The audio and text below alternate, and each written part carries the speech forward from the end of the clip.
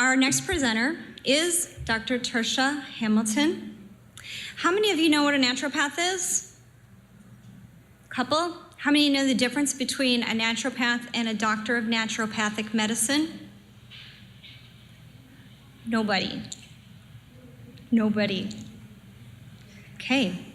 Dr. Tricia Hamilton was actually trained as a family practice medicine, or a family practice doctor, I'm sorry, and then went on later to become a doctor of naturopathic medicine. She treats both acute and chronic conditions, but has a passion for treating diabetes, obesity, and GI conditions. She has authored and co-authored 5 books, but I think is it 6 now? Just 5, okay, 5. I have one of them, and it's excellent. She's hosted weekly radio shows, is currently a clinical and adjunct faculty at the National University of Health Sciences. This is actually her 2nd year speaking for us. She was so well loved last year that I absolutely had to ask her back. Her survey results were off the chart. Everybody kept coming up to me and saying, when she presented, I felt like I was talking to an old friend. So there was just no chance of not having her come back. So please welcome Dr. Hamilton.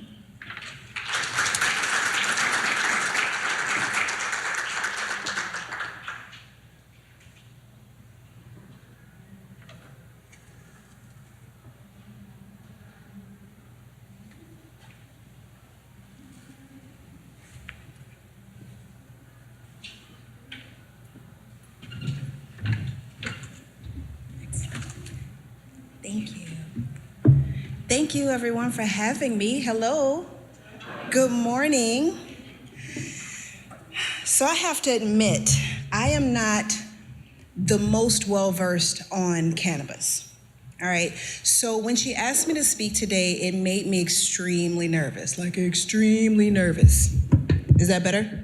Made me extremely nervous, just because this is not one of the areas that I am, as passionate about. But I did learn some things. I mean, I knew about it. I've certified people when I was in Arizona. I know about cannabis. And as an herbal medicine, I think it is a beautiful, beautiful medicine, right? I think it is awesome. And I'm excited that the larger medical community and society is opening their minds, opening their pockets, opening their research to learning to understand this particular herb as it's able to be used by people who can really, really need it. Not just the people who abuse it, right, for some other properties, but who can actually benefit from it. So I just wanted to start off by saying that so that you can sort of understand where I'm going with this talk. Today I want to talk about cannabis, diabetes, and your gut. And the reason why I chose these topics is because I actually have a great passion for diabetes, especially type 2, as well as GI distress. Because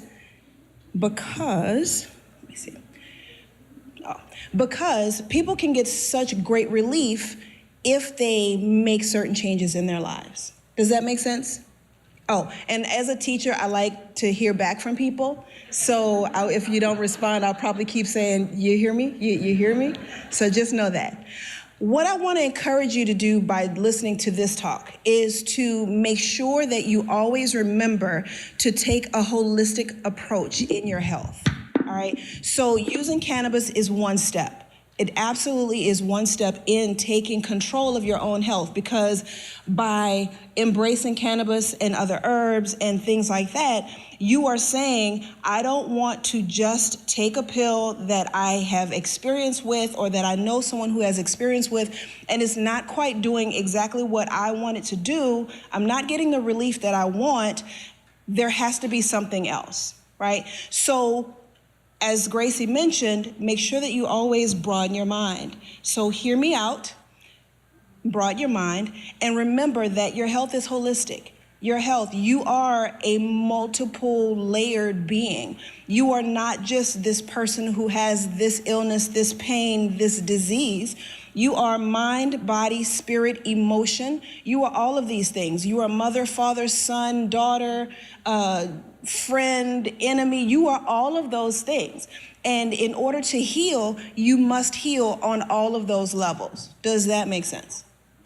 All right. So specifically about diabetes and gut health. One of the reasons why I absolutely love these two topics is because they have something really, really big in common, and that's lifestyle, right? Lifestyle. Diabetes is called a disease of lifestyle. Diabetes type 2 at least. Diabetes type 1 and gestational, they're affected by lifestyle, but they're not actually called a disease of lifestyle. Diabetes type 2 is considered a disease of lifestyle. And your gut health is extremely affected by your lifestyle. And so oftentimes when I say that or when people hear something like that, they're like, oh no, that means that I've caused X, Y, and Z. Oh no, that means that I'm a bad person. Absolutely not. That's not what I want you to take away from this.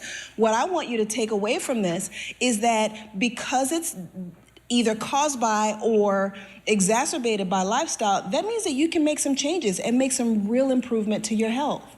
And that is so awesome, right? Right, all right. So, a disease of lifestyle is a disease that is associated with the way a person or a group of people lives, which means that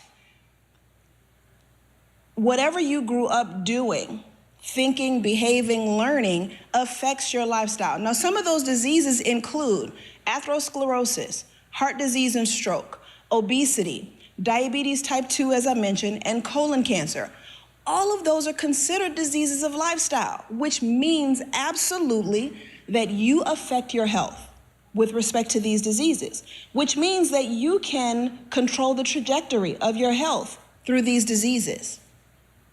So when we talk about lifestyle, the very first thing that people usually think about is what you eat and what you drink. And yes, absolutely, it has everything to do with your lifestyle. Because if you think about it, we're putting something in our mouths, whether it is a food or a beverage or a snack or a piece of gum, at least 3 times a day, usually 5, 6, 7, 10 times a day.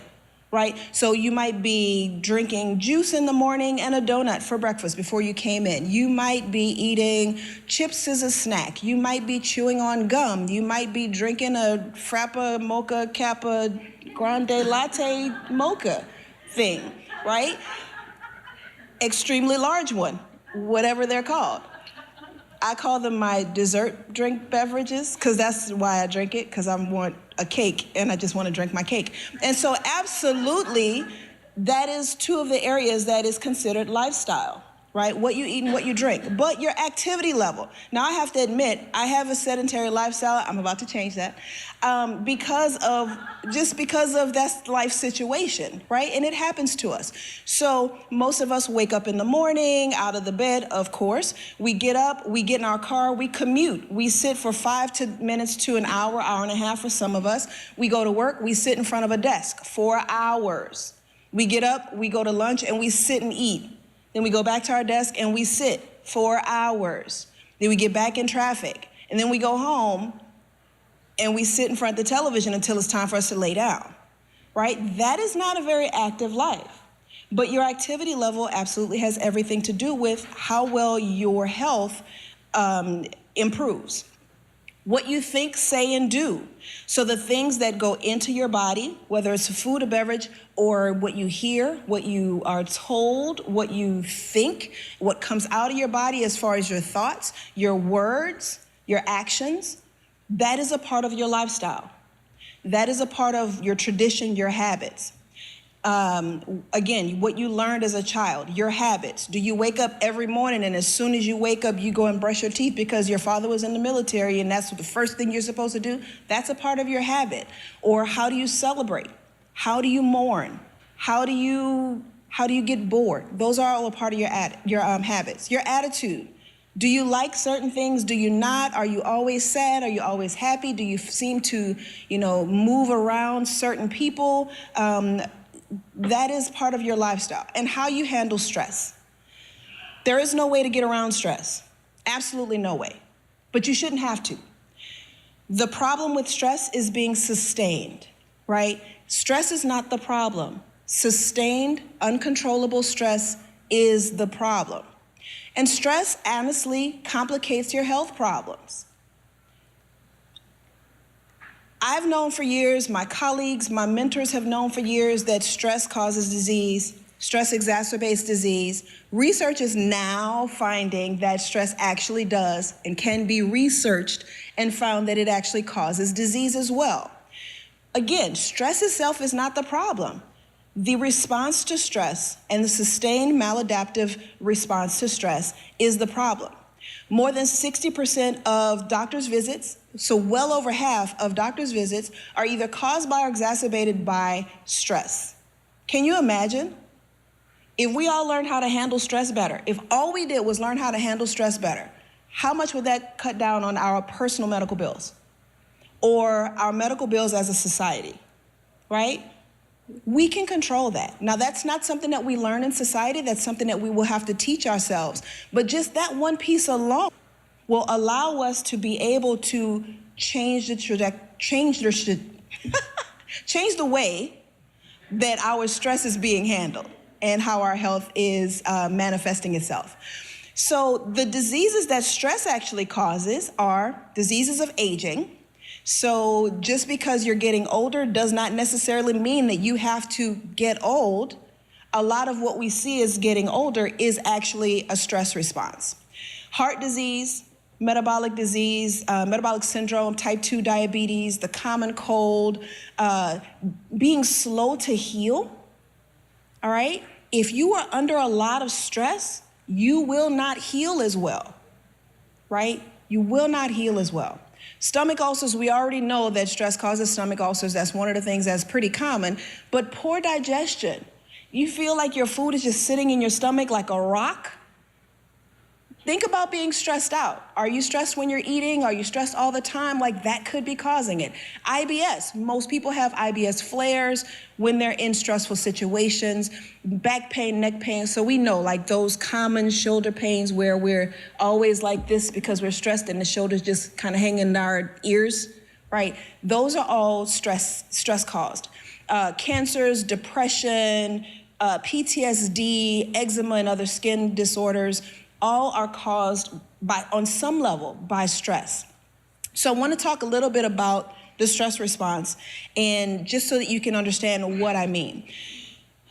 Your nervous system has two main divisions. You have your parasympathetic and your sympathetic nervous system. So I'll break that down. Parasympathetic is called rest and digest. That's when you're just kind of hanging around, you are, visiting with friends and, you have a great meal and you laugh and talk and that was great, Judy, that was wonderful. And things just kind of go and flow perfectly. Then there's the other side where you're running away from the bear. Lions and tigers and bears, oh my. When you are trying to fight or run away from a problem, a bear, a lion, why would you be digesting your burger? You're about to be a burger. There's no need for your body to take that energy and actually use it to digest. So it stops. So anytime you are eating under stress, you are not digesting your food well, which means that you're not getting the nutrients from that food, which means that you're causing extra, fermentation and problems, like you're not doing that very well. So when you are in stress mode, your pupils dilate so that you can actually see where to run. Your saliva stops because you're not digesting. Your heart rate increases. Your blood pumps faster so that you can get oxygen and nutrients to the tissue so that you can run or fight. You start breathing harder so you can get the oxygen. All of these things are so that you can run away. Your body doesn't know the difference between fighting a lion and a test that you didn't study for that you have in 4 hours. Or that project that your boss just put on your desk and told you that is due by the end of the week and you don't have a support staff. Or those bills that you have to pay, whatever your problem is. Your body doesn't know the difference. So if you're always running from the bear, the alarm wakes you up, you're startled. You only have 10 minutes to get to work and it's 3 hours away. You have to rush and the guy cut you off in traffic. You get to work and now the boss is raising all kinds of chaos because you're not there, right? You get home, the children are screaming, "Meh!" And so now you're angry. You go to bed late because you have to all of these things, and the cycle continues and continues. You're always running away from the bear, so you're always in this fight or flight mode. You're never in rest and digest mode. And that's why stress is bad, because you never stop running from the bear, all right? But know that you have control. You absolutely have control. Your job is to figure out what you can modify in your life, whether those are big changes or little changes, so that you can make health a practical part of your life. Think about this way. Every new year, people make resolutions and they say, new year, new me, I'm about to do, right? Every year, people do that. But if you ate salads every day, then you don't have to make a resolution to do that, because that just becomes a part of your life. Am I right? If you made it a habit to walk 30 minutes after each lunch meal, then you won't have to make it a habit to exercise after, at any point, because that's just what you do. If you start doing these things, if you chew your food slowly, if you turn off the television while you're eating so that you're not watching somebody get shot up while you're trying to eat, and you're thinking about, oh my God, they're running away from the bear, right? While you're trying to eat. If you do those things, health just becomes what you do. It is not something that you have to actually work on. Does that make sense? So again, your job is to figure out what changes you can make in your life so that health is a part of your life. Now let's talk specifically about diabetes. Diabetes is a disease in which the body's ability to produce or respond to insulin is impaired, resulting in basically high levels of sugar in your blood and in your urine. Now, I've heard many people, patients, doctors, dietitians, nutritionists say that what you eat doesn't matter. I have a whole lot of words for that, but the one I'm gonna say is that's malarkey. When's the last time y'all heard that word, malarkey, right? It's not true. It's absolutely not true. Every single thing you put in your mouth has an effect on your body. Every single thing. Think about it. Insulin is a hormone that is produced so that it can take the sugar that's in your bloodstream and put it into your cells. It's produced by your pancreas in response to the sugar that's in your body. So how does that not have an effect on your body? I mean, personally, that just doesn't make any logical sense to me, right? So if insulin is produced in response to sugar and the sugar is then taken into your cells, and that system is somehow mismanaged or not regulated or not working properly, then that means that you can control it by what you eat, all right? Insulin resistance. How many people have heard of the term insulin resistance before? Right. How many of you actually understand what insulin resistance is? Not as many. Perfect. All right. Insulin resistance. When I was teaching one of the classes that I was teaching like years ago, I said that insulin resistance is kind of like baby resistance. Everybody likes babies. Most of y'all like babies, right? All right. Cute, right? Don't you just want to take those jaws and just like, no, right? Two of them, they're just as cute, right? Oh, still kind of cute, getting to be a bit much, but still cute, right? Now, exactly. Are you as enthralled by the cuteness? No? What about now? No, you're kind of baby resistant, right? Right. Because there's so much of it, yelling and screaming and happy and sad and crying and sleeping and pooping and farting and eating and all of this stuff in front of you, that you are no longer like sensitive to the cuteness of the babies because it's too much. That is what insulin resistance is. There's so much insulin floating around in response to so much sugar that your body is just like, you know what, I'm done. I'm tired. You're doing too much. I'm done. That is insulin resistance. Does that help? Will you guys see these babies all the time now when you think about insulin resistance? Score. All right. So this is what I think, this is how I look when, when I think of insulin resistance and just disease in general. Like, you got to be kidding. Like, this is, yeah, that's too much. All right. So here's some things that you can do. Of course, food, because that's what people think of first. If you have any problems regulating your blood sugar, the very first thing you'll hear people say is to not eat sugar and not eat simple carbs. And of course, they're right. But that basically means making wiser choices. So that means have some level of protein at every meal. That doesn't mean that you have to have a side of beef. That doesn't mean that you have to have a rack of lamb, but some kind of protein, whether it is a vegetable protein or a meat protein, to help sustain your blood sugars, right?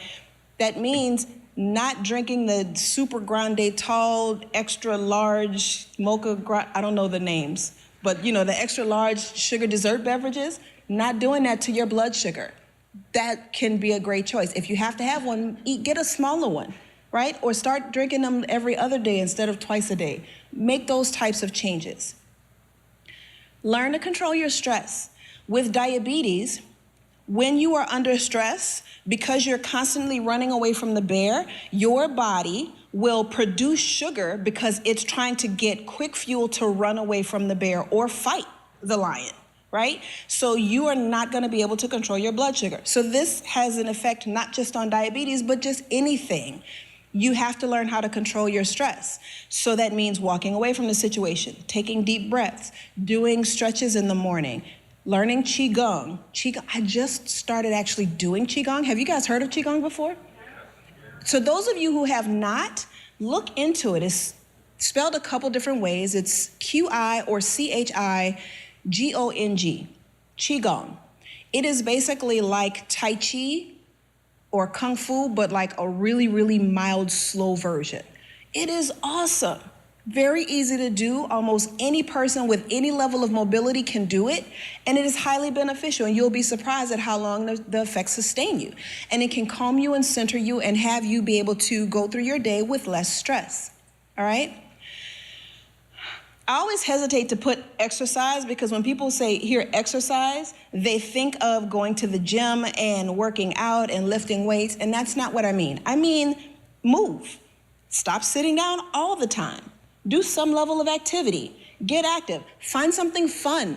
If you have children, play with them. You know that'll wear you out in 5 minutes. But if you do that a couple times a day, it'll be 5.5 minutes, I'll guarantee you, by a couple weeks. And then in a couple weeks later, it'll be 6 minutes that you could play with them. And then all of a sudden, you're playing with them for half an hour, right? You'll build your level of health while you're building that relationship with them, or play with your dog, or, go play with your spouse. Actually go play. How many of you go play? Nobody plays much anymore. Oh, she raised her hand. Yay, high five. High five. Like, people don't play anymore. High five. We have to start playing and enjoying our lives and being more active. And of course, cannabis. So what I found, saw how I slid that in there? What I found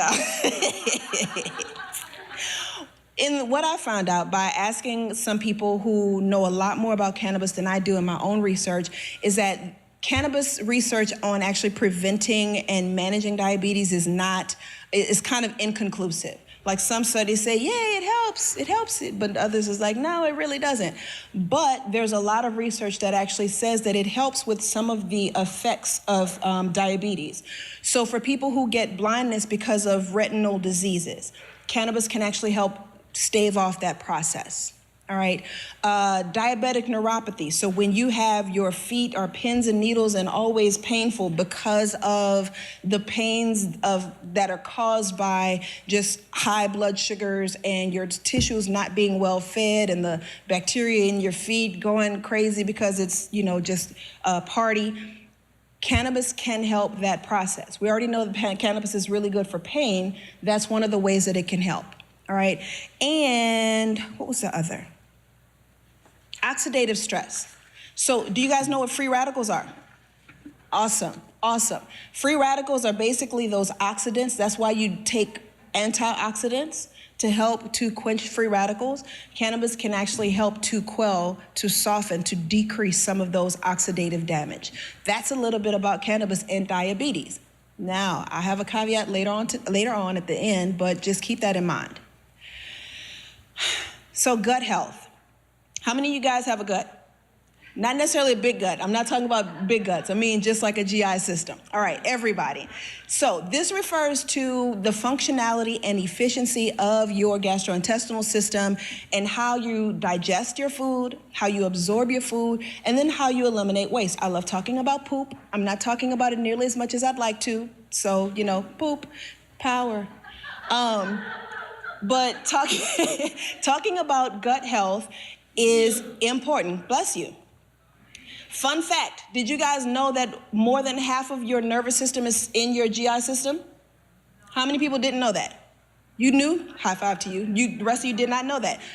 Over half of your GI system, half of your nervous system is actually in your GI system.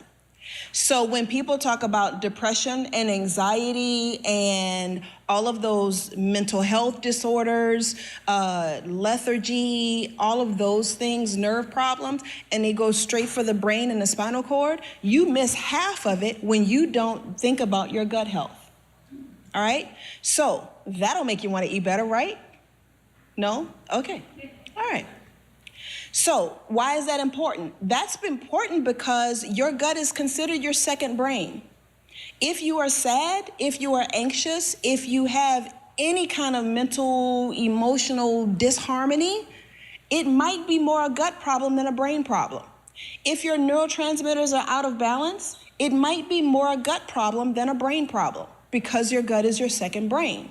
So anytime you're thinking about, again, taking control of your health, think about the fact that brain stuff can very much be controlled by or exacerbated by or affected by what happens in your GI system. So if your GI system is not working as well as it should, then that is going to help you to not mentally function, emotionally function the way that you should. Does that make sense?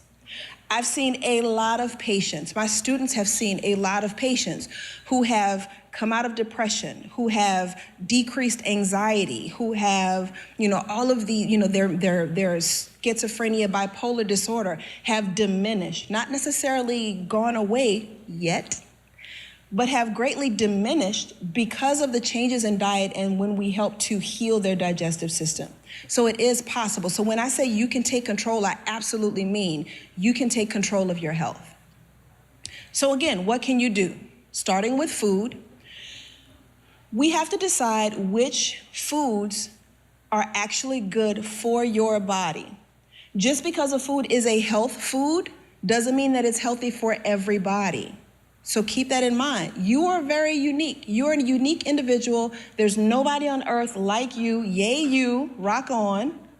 Nobody like you, which means that not every good food will be good for you. So if you take the time to discover what is good for your body, you'll be able to decide better what to include and what not to include.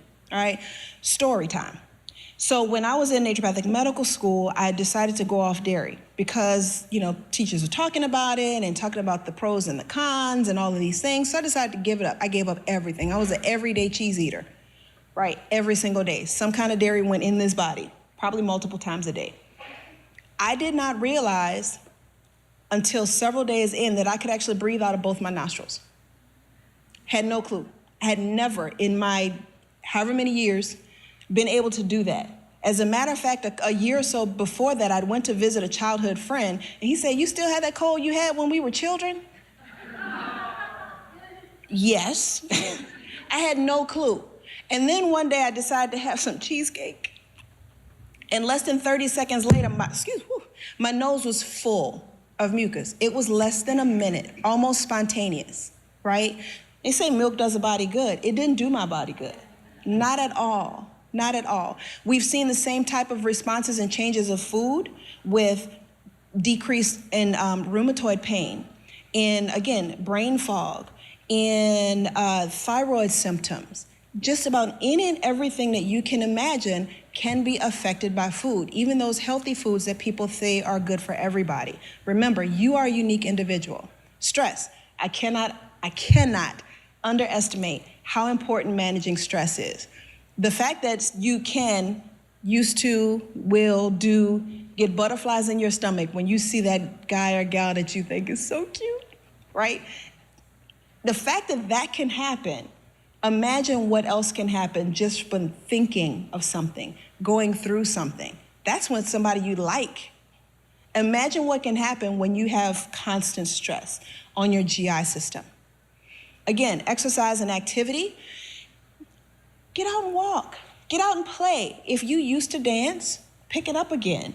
If you used to run after, I don't know, have you guys heard of Miss Ida Keeling? Okay, Ida Keeling, there are certain elders that I'm kind of enthralled with right now, and she is one of them. She is 102 years old. She's a sprinter. Mind you, she sprints very slowly. But she's a sprinter. She didn't start running until she was 64.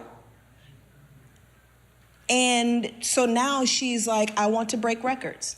So that's what she does. The oldest living bodybuilder is 84 years old. The oldest living female bodybuilder is 84. I don't know how old the oldest man is. What is her name? The Iron Nun is a nun who has done like hundreds of Ironman competitions. She's in her 80s. Ironman, those people are nuts. I'm not saying you have to do that, but I'm saying that it does not matter your age, it does not matter your ability level, it means that you need to get more active. Find something that you enjoy and then do it. Now, cannabis.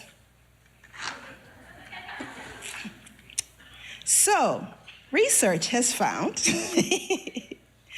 that, of course, you've seen that people who consume cannabis on a regular basis, especially for medicinal purposes, are able to decrease a lot of the medications that they're on because they find that they're not in as much pain. They don't have as much mental problems, anxiety, depression, like those things are greatly decreased.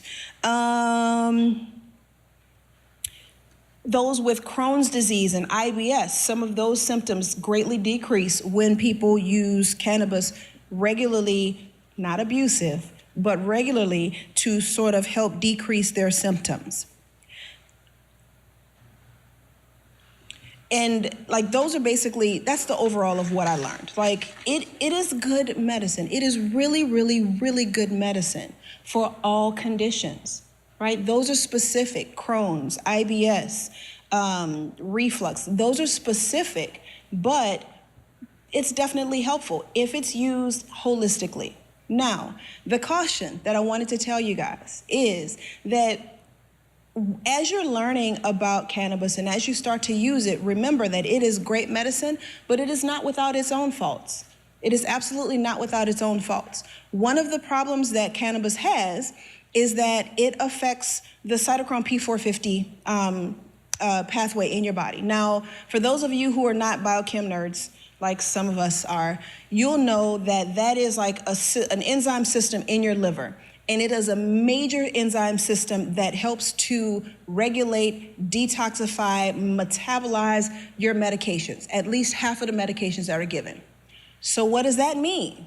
That means that people who chronically take cannabis can actually adversely affect the other medications that they're taking. So if you're on, and this is a broad spectrum, benzodiazepines, antibiotics, antidepressant medications, sleep medications, cholesterol medications, testosterone, Viagra, Cialis, estrogen, all of those hormones and all of those things that you're taking those things for a better quality of life, chronic cannabis users can actually negatively impact those other things. So again, you want to take cannabis responsibly so that you're not causing problems with the other medications. Does that make sense? Other things that it does is it can cause deficiencies. All right? So one, poor food choices. We all know about the munchies. Right? Even those of us who have never smoked before, we know about the munchies because that's just kind of a joke, right? If you're gonna smoke, you're gonna have the munchies. Well, think about the fact that people who have the munchies don't usually have really good food choices. Nobody's gonna have the munchies with celery and nut butter. even though it's delicious. Like, you want chips and drinks and donuts and all of that stuff. So in order to not have those poor food choices, you have to make plans. Eat a very good meal before you use your cannabis, so that you'll either be less likely to indulge in something that your body doesn't like, or at least you've had the other thing that your body does like. I talked about the cytochrome P450. Those are the two systems that your body uses to digest, metabolize at least half of the medications and hormones that our body takes in. Magnesium depletion. Magnesium is like one of my favorite nutrients. At least 300 to 600 biochemical processes in your body depend on magnesium. And most of us don't have adequate magnesium. Some of the things that magnesium depletion causes is a lack of energy. You're not able to properly break down sugars. So in biochemistry, sugar is broken down partially because of magnesium in the body. Decreased magnesium can cause restless leg, angina, impotence. I say that because, men don't always go to the doctor. So if I can kind of throw that stuff in there, maybe I can get more men to go to the doctor. So impotence can be caused by magnesium deficiency. Anxiety, poor sleep habits, like all of these things can be caused by a nutrient deficiency. So if you have any of these symptoms, it may be as simple, and I say simple in quotation fingers because it's not necessarily simple. It's simple, but it's not necessarily easy. Does that make sense? No? Okay. All right. So magnesium depletion can actually be increased by chronic cannabis use. So that's another reason why you should take your health as a more holistic approach and not just take one aspect of it, because you won't necessarily be doing yourself as much good. Omega-3 fatty acids are needed for optimal cannabinoid receptor function. If you want the cannabis that you're taking to function properly, you need to have the right level of omega-3s in your diet, in your body, in your life, which means you still need to eat really good food. Otherwise, it's not going to work as efficiently. Zinc depletion. The thing that people most know about zinc is that it helps with your immune system. People get sick, they want to increase their zinc. Zinc helps with your DNA production. Zinc helps as an antioxidant. Zinc helps to decrease the age or slow down the aging process. Zinc can help your concentration. It can help your wound healing. It can help your hair grow or decrease hair loss, I should say. Nerve function. Again, all of these things that people are going to the doctor for could be attributed to a depletion in zinc, which is further depleted by excess chronic cannabis use, and muscle weakness and fatigue. All right. So, and part of that could be some of the depletions that I mentioned.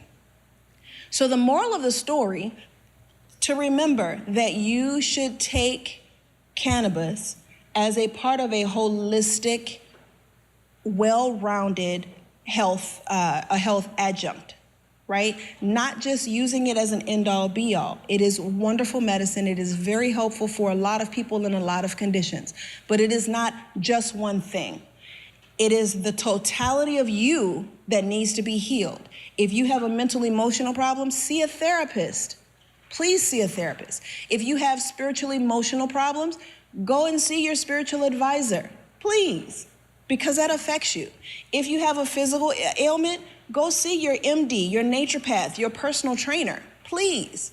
If you have any kind of issues, go and get some help in the ways that your body needs so that you can get individualized help and work through those so that you can live a life of health. Does that make sense? All right. So last but not least, Gracie mentioned the difference between a naturopath and a naturopathic doctor or a naturopathic physician.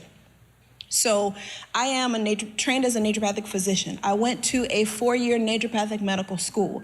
There are 8 of them in the US and Canada. So we actually go to a 4-year medical school where we go to cadaver lab and we learn anatomy and physiology and biochemistry and all those same basic sciences. But then we also have 2 years of clinical work where we go in and we see patients in a naturopathic way, in a naturopathic setting.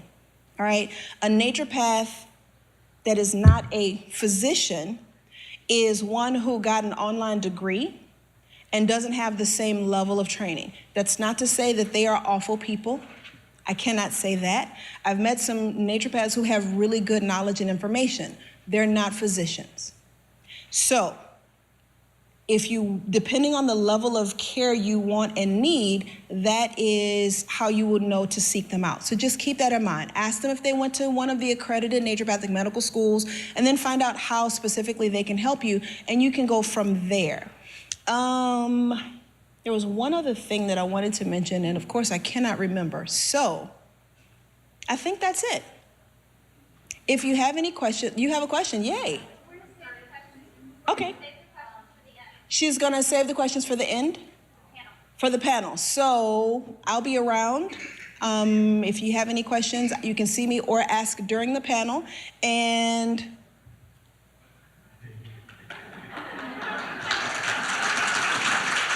I was really trying to wait. Thank you.